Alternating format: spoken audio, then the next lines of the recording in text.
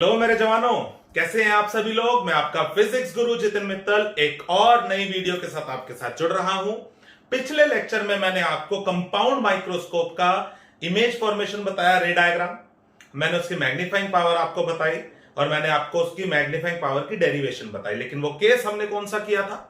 हमने किया था जब इमेज नियर पॉइंट पर बन रही थी। अब अगर हम बात करें एक कंपाउंड माइक्रोस्कोप को अगर हम नॉर्मल एडजस्टमेंट में इस्तेमाल करें, मतलब अगर हम इमेज फार पॉइंट पर बनाए या इंफिनिटी पर बनाए, इन दैट केस रे डायग्राम क्या होगा और उसकी मैग्नीफाइंग पावर की डेफिनेशन एंड डेरिवेशन और रिजल्ट क्या होगा, वो आज हम डिस्कस करते हैं इस लेक्चर में। तो चलिए आइए शुरू करते हैं।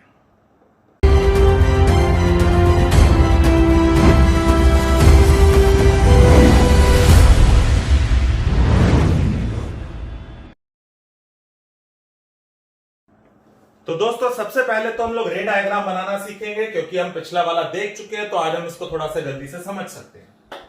सबसे पहले पेंसिल और स्केल की हेल्प से एक लाइन ड्रॉ करेंगे। एक छोटू सा फ्री हैंड, कंपास नहीं यूज करना, एक लेंस बना दूंगा। ये होगा ऑब्जेक्टिव लेंस। ठीक है, मैं दोनों तरफ इक्वल मेजरमेंट के साथ, मैंने जनरली 1.5 सेंटीमीटर बताया था, एफ ओ मेंशन कर देंगे। एक object just behind focus place कर देंगे, नाम दे देंगे ए बी।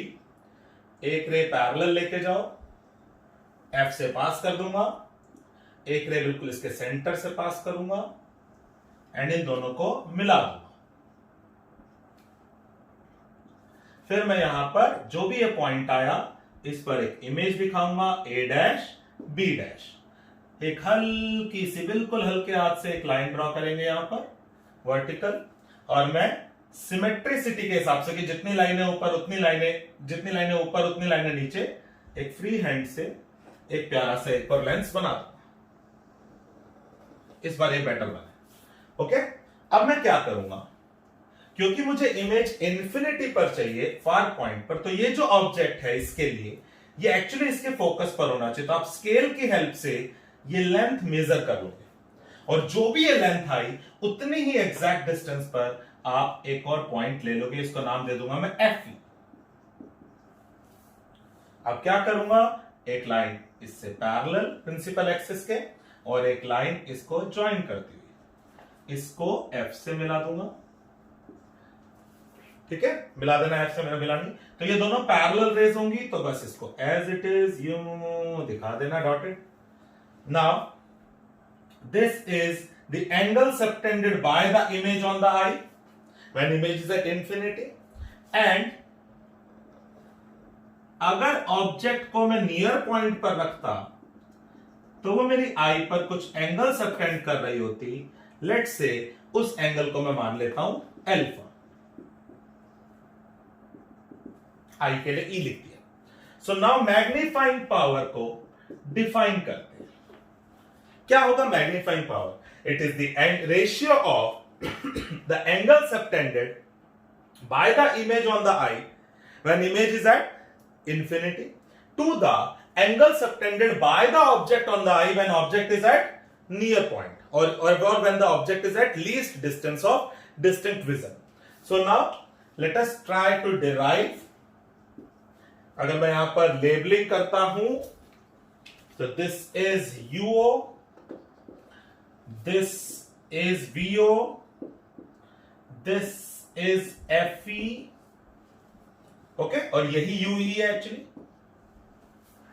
ठीक है, चलो अब हम स्टार्ट करते हैं डेरिवेशन। बीटा को मैं क्या लिख सकता हूं? मुझे इस फिगर के according I can write beta as A dash B dash upon B dash C2। पिछले वाले में मुझे फाइनल इमेज दिख रही थी तो मैंने वो वाला ट्राइंगल यूज करा था बेटा।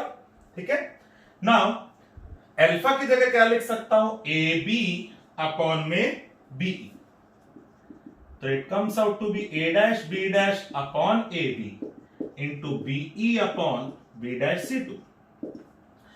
A dash B dash upon AB इस लेंस की इमेज अपॉन ऑब्जेक्ट, तो I can write it as MO। What is BE?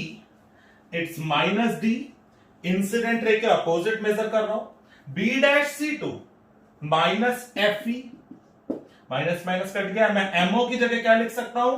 VO upon UO, और अगर दोनों की साइन पुट करूंगा VO प्लस में है, UO माइनस में है, और इनटू में क्या बचा D/F, तो मेरे पास M का रिजल्ट आ गया माइनस VO/UO D/F।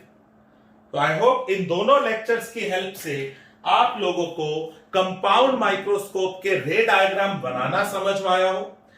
एरोस बनाना बिल्कुल मत भूलना मेरे बच्चे, एंड डॉटेड लाइंस का ध्यान रखना। जो एरोस वाली लाइंस है उनको जितना हो सके डार्क बनाना कि हाईलाइटेड हो, वो उन पे ध्यान जाए एग्जामिनर का। एंड जो डेरिवेशन है वो भी आपको समझ आ गई है, दोनों रिजल्ट्स याद रखने हैं। नियर पॉइंट वाले में फॉर्मूले में 1 प्लस D/F था, एंड फार पॉइंट वाले को हम नॉर्मल एडजस्टमेंट भी बोलते हैं, इसमें हमारे पास D/F आ रहा है। तो आई होप कि आपको ये दोनों डायग्राम्स और दोनों डेरिवेशंस और मैग्नीफाइंग पावर की डेफिनेशन समझ आई हो। और मैं जब डिक्टेट कर रहा हूं आपको, तो आप चाहो तो उन डेफिनेशंस को लिख भी सकते हो। ओके, सो मिलते हैं दोस्तों नेक्स्ट लेक्चर में। हम लोग टेलीस्कोप के बारे में समझेंगे, एस्ट्रोनॉमिकल टेलीस्कोप जो हमारे सिलेबस में है, हम उसके रे डायग्राम्स को देखेंगे कि अगर उसमें नियर पॉइंट पे इमेज बन रही है तो मैग्नीफाइंग पावर क्या होगा, और अगर फार पॉइंट पे बन रही है नॉर्मल एडजस्टमेंट में तो रे डायग्राम क्या होगा, मैग्नीफाइंग पावर क्या होगी। तो मिलते हैं नेक्स्ट लेक्चर में दोस्तों, तब तक के लिए bye bye, love you all. Like, subscribe, share, comment जो करना है वो कर सकते हो, सब तुम्हारी मर्जी है। Bye bye.